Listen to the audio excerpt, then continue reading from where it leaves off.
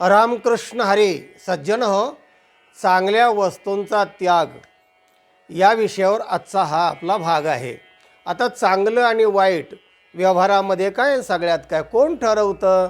हे माणसं ठरवत असतात की याची किंमत ही वस्तू चांगली, ही वाईट, हे माणसं ठरवतात आणि त्याप्रमाणे मग किंमत ठरत असते.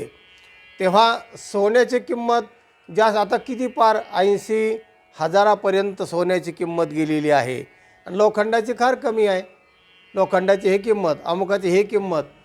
आणि रत्न नावाचं एक वैडूर्य नावाचं रत्न आहे, त्या रत्नाची कोट्यवधी रुपयाची किंमत आहे. ही किंमत कशावरून ठरते? हे माणसं ठरवतात. तर सोन्याची किंमत एवढी जायचं कारण काय? त्या लंकेमध्ये रावणाची बायको जी मंदोदरी होती, ती 1 किलो लोखंडाचे दागिने घेऊन गळ्यात घालून फिरत असायची. ती म्हणा लोखंडाचे दागिने, सोनं एवढं असून? अहो तिथं सगळं सोनंच ना, त्याला किंमतच नाही ना, लोखंड मिळतच नव्हतं. मग त्यांना तिथं किंमत त्याची आली.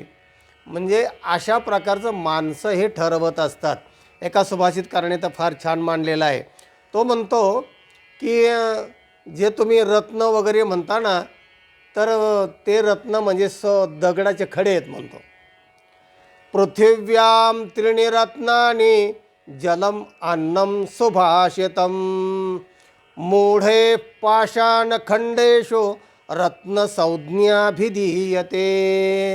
सुभाषितकार असं म्हणतो की तुम्ही जे ठरवता ना किंवा हे रत्न आणि याची किंमत, तर तो म्हणतो ते रत्न नाहीच आहेत, ते खडे आहेत म्हणतो. मग रत्न कोणते? 3 रत्न आहेत. जलम अन्नम सुभाषितम, पाणी, अन्न आणि चांगलं बोलणं.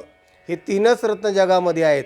पण मूर्ख लोक त्या पाषाणाच्या एका तुकड्याला, दगडाला रत्न म्हणतात आणि त्याची कोट्यवधी रुपये किंमत देऊन गळ्यामध्ये अडकून फिरतात.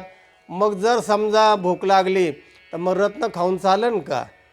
सोनं किलोभर आणलं खा, आता भूक नाही, अन्न आणि पाणी नाही घ्यायचं, आणि कठोर बोललं जे जिव्हारी लागन, चालेल का? तर त्याचं म्हणणं असं आहे, जलम अन्नम सुभाषितम, चांगलं बोला, जेव, पाणी आणि अन्न, हे 3च खरे रत्न आहेत. तेव्हा हे माणसं ठरवीत असतात चांगलं काय आणि वाईट काय. तेव्हा जे चांगलं ठरतं ना व्यवहारामध्ये, तर ते चांगलं अज्ञानामुळे माणूस टाकून देऊ शकतो आणि ज्ञानी माणूस पण टाकून देऊ शकतो. ज्ञानाच्या दृष्टीने किंवा तृणम जगत असं म्हटलं आहे, निस्पृश्य तृणम जगत. निस्पृह माणूस आहे की तो सोन्याला हात लावित नाही, संन्यासी, त्याच्या दृष्टीने ती माती आहे. सोने आम्हा मृतके समान असं तुकोबारायांनी म्हटलेलं आहे. मातीसारखं आमच्यापुढं सोनं आहे. म्हणजे त्यांच्या दृष्टीने त्याला किंमत नाही. तेव्हा ज्ञानी माणसं त्याला किंमत देत नाही आणि अज्ञानी माणसं त्याला किंमत देतात. आणि तिसरा एक प्रकार आहे, तो आहे अज्ञानामुळे त्याची किंमतच त्याला कळत नाही आणि म्हणून तो त्यागतो. अशा अर्थाचं सुभाषित आहे, ऐका. हारम वक्षशिकेनापि दत्तम अज्ञेन मर्कटः लेढी जिघ्रती संक्षिप्य करोति उन्नत आननम. आननम म्हणजे तोंड. तेव्हा उन्नतम आननम. तेव्हा हारम वक्षति केनापि दत्तम अज्ञेन मर्कटः. एका माणसाच्या हातामध्ये एक हार, सुवर्ण हार त्याला सापडला, त्याला त्याचं ज्ञानच नव्हतं. आणि मग त्याने काय केलं, ते माकड होतं, त्याने पाळलेलं, त्या माकडाच्या गळ्यात घातलं.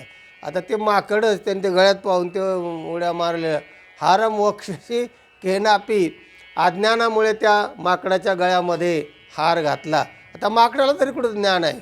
ते असं तरी पहिलं तर लेढी म्हणजे चाटून बघितलं, अरे हे काय चाटून काय अन्नाचं उपयोगाचं नाही. आणि मग जिघ्रती, वास घेऊन बघितलं. आणि 2 पाहिल्यानंतर मग संक्षिप्य करोती, फेकून दिलं त्याने.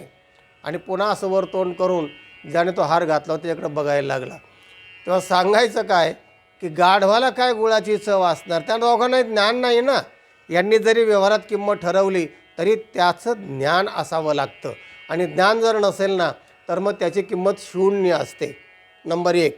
नंबर 2 असं असतं की ज्ञान आहे पण त्याला त्याच्या दृष्टीने किंमत नाही आहे.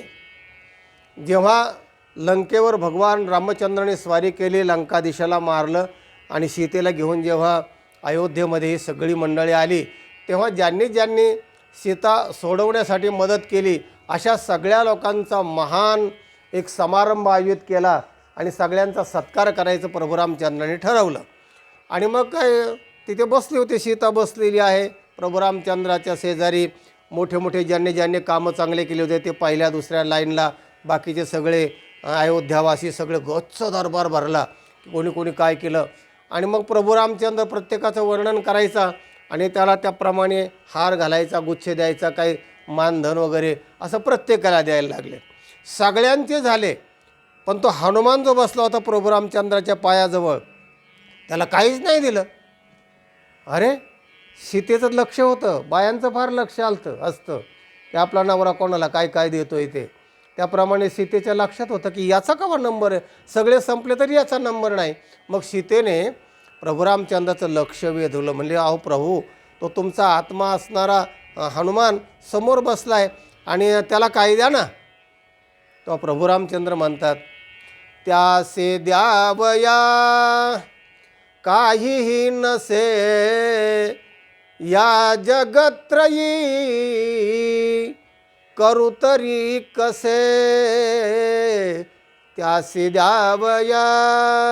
त्याला देण्यासारखं माझ्याकडे काही नाही, या जगात अशी एक वस्तू नाही की त्याला देऊन त्याच्या उपकारामधून मी फिटेल, त्याचा उपकार फिटेल, अशी काही वस्तू नाही. तोच देईल वलाही यासी काही, मुदित मानसे ग करू तरी कसे त्यासे द्यावया. तूच दे म्हणले, तुला जर काय देता आलं तर. मग सीतेला जरा बरं वाटलं माझ्या हस्ते कार्यक्रम म्हणल्यावर.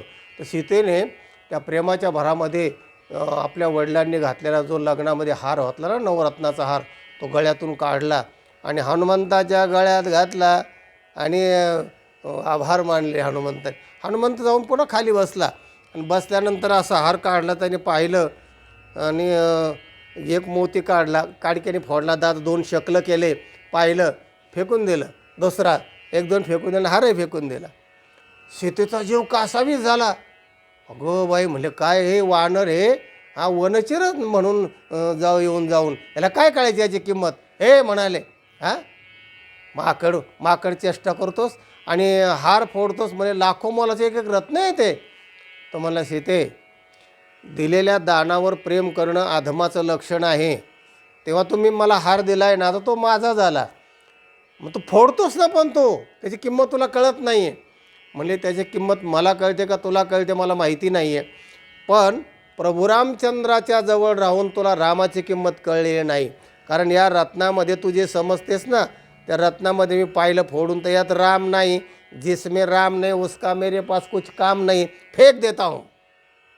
सीता म्हणले, लय लागून गेलाय ज्ञान सांगणारा. अरे सगळा राम काय असा खाड्यात दगडात येता, म्हणजे सगळीकडे राम आहे. हां, दाखवू का तुला राम, तुझ्यात आहे का. म्हणले हो. छाती फाडली आणि राम दाखवला. रामाबरोबर त्याला ते सीता पण दिसायला लागली. सीता म्हणली, आवरून घे म्हणले, ते कळलं तुझा महिमा फार मोठा आहे. सांगायचा मुद्दा असा आहे की हनुमंताच्या दृष्टीने त्या रत्नाला, त्या मण्याला काही किंमत नाही. प्रभू रामचंद्राची सेवा हेच माझं सर्वस्व, असा हा हनुमंताची सेवा. पण निस्पृश्य तृणम जगत असं म्हटलेलं आहे. पाहोनिया मनुष्यपण जो न साधी ब्रह्मज्ञान, तो लांडा गर्धभजान पुच्छवी न दुपाय. मनुष्य देहाचे ज्ञाने सच्चिदानंद पदवी घेणे, एवढा अधिकार नारायणे कृपावलोकने दिधला असे. मनुष्य देहासारखा देह अनमोल माणसाला लाभलेला आहे, त्याची पण माणसाला किंमत कळत नाही. नाही ते फालतू विषयामध्ये घालवतात, वेगवेगळ्या हाणामाऱ्या, डाकूगिरी, लुबाडणं, भामटेपणा करणं आणि शेवटी काय नाही, हे सगळं नाही जमलं, नाही पचलं तर आत्महत्यासुद्धा करतात. तर तेव्हा काही माणसाला जे काही कळत नाही ना, म्हणून वस्तूचं महात्म्य कळणं फार महत्त्वाचं आहे. आणि ते म्हणजे मनुष्य देहासारखा देह लाभलेला आहे, प्रत्येक गोष्टीची किंमत आपल्याला कळली पाहिजे आणि योग्य ठिकाणी ती वस्तू वापरली पाहिजे, असा हा व्हिडिओचा तात्पर्य अर्थ आहे. सज्जनो, हा व्हिडिओ इतरांना पाठवा, लाईक करा. ज्यांनी चॅनलला सबस्क्राईब केलं नाही त्यांनी जरूर सबस्क्राईब करा. ऐकत रहा, आनंदी रहा. रामकृष्ण हरी.